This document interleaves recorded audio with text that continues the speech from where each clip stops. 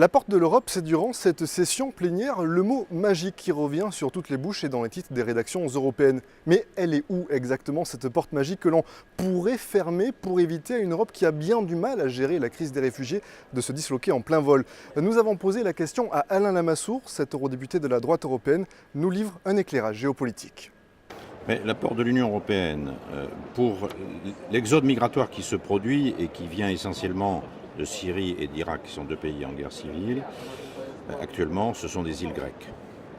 Et donc toute la négociation qui a porté lors du dernier Conseil européen, c'est de savoir si les réfugiés qui se présentent dans des conditions humanitaires souvent catastrophiques à l'entrée de l'Europe dans les îles grecques se verront accueillis, hébergés et ensuite orientés en fonction de leur statut à partir des îles grecques, ou bien si on va essayer de procéder à cet accueil et à cette répartition à partir de la Turquie.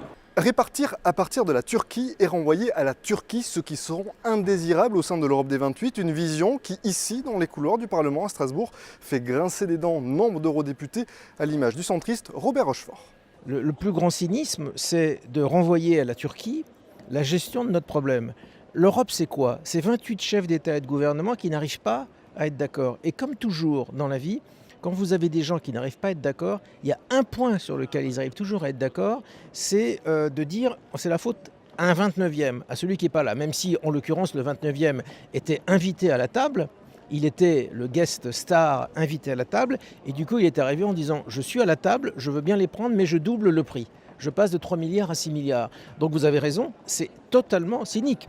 Le fait de dire les frontières de l'Union européenne deviennent maintenant sur le territoire turc, et pour vous donner une comparaison, ça veut dire qu'on applique à la Turquie ce que nous reprochons en France aux Anglais de faire à Calais. Puisque les Anglais à Calais disent vous devez vérifier sur la France, sur le territoire français, que les personnes peuvent venir en Angleterre. S'ils ne peuvent pas venir en Angleterre, vous devez les bloquer en France. Et nous, les Français, qu'est-ce qu'on dit? Ils sont gonflés, les Anglais, même s'ils ont l'accord du Touquet. Ils sont gonflés parce qu'ils nous demandent de surveiller depuis Calais les entrées en Grande-Bretagne, alors que normalement, elles devraient être surveillées sur les côtes britanniques. Et donc on dit aux Anglais, vous êtes gonflés de faire ça.